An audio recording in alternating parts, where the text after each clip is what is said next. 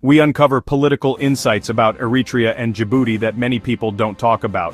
Two small countries in the Horn of Africa, but their impact on international politics, global trade, and regional security is far bigger than their size.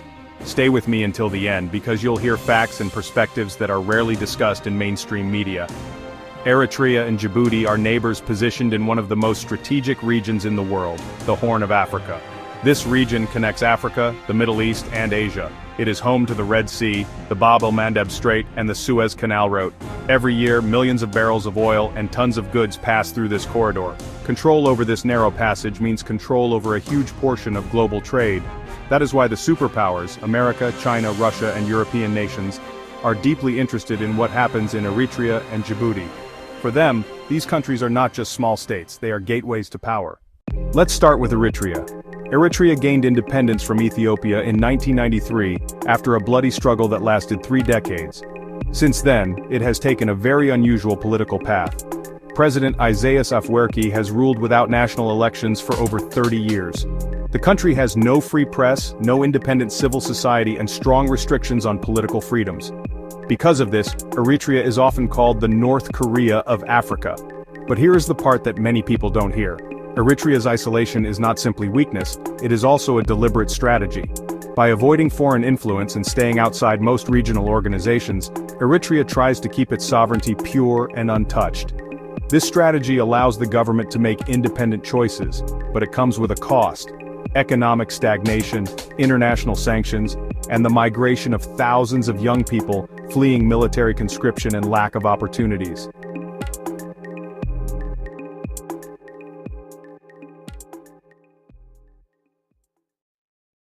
Now let's turn to Djibouti. Djibouti is a very small country, but its political strategy is completely different from Eritrea's. Instead of isolation, Djibouti opened its doors wide to the world. It became the host of multiple foreign military bases. Today you can find American, French, Chinese, Japanese, and even Italian military forces in Djibouti. Why? Because Djibouti is selling its geography. By renting land for military bases and ports, it earns millions of dollars every year and guarantees security through international presence. This strategy gives Djibouti protection, money, and global attention. But the hidden risk is dependency. Djibouti's economy and security are deeply tied to the interests of foreign powers. If those powers ever change their policies, Djibouti will face serious challenges. Although both Eritrea and Djibouti are neighbors, their relationship is not always peaceful. In 2008, a border conflict erupted between the two countries. The clashes were small compared to Eritrea's war with Ethiopia, but they revealed how fragile regional peace can be. Djibouti accused Eritrea of occupying its territory. Eritrea denied. Qatar attempted to mediate, even sending peacekeepers, but the issue remained sensitive. This rivalry is about more than just land, it is also about ideology and influence. Eritrea rejects global interference, while Djibouti embraces it. One wants to stand alone, the other wants to be part of the international system. This difference creates a silent competition for recognition and control in the Horn of Africa. The bigger story here is how global powers use Eritrea and Djibouti for their own interests. The United States uses Djibouti as a base for anti-terror operations in Yemen and Somalia. France still maintains influence because of its colonial history. China, with its Belt and Road Initiative, sees Djibouti as a perfect location for trade and military expansion. Meanwhile, Eritrea, under sanctions and pressure from the West, turned toward new allies like Russia and China. In 2023, Eritrea even openly supported Russia in international forums. So the Horn of Africa is like a giant chessboard. Djibouti and Eritrea are small pieces, but they affect the moves of the biggest players. Now, what about the future? If Eritrea continues with its path of isolation, it may protect its independence but risks being left behind in terms of development and modernization.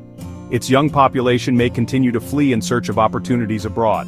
If Djibouti continues to rely on foreign military bases and loans, it may grow economically, but it risks losing sovereignty and becoming a playground for bigger powers.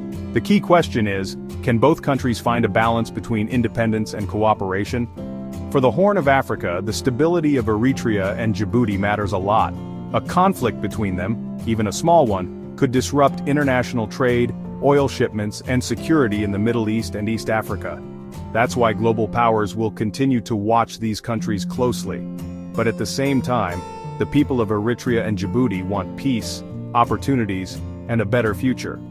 Their voices are often hidden in the middle of this global chess game. Eritrea and Djibouti, two small neighbors with very different strategies. One closed, one open, one independent, one interconnected, one building walls, the other building bridges, but both are far more important to the world than most people realize.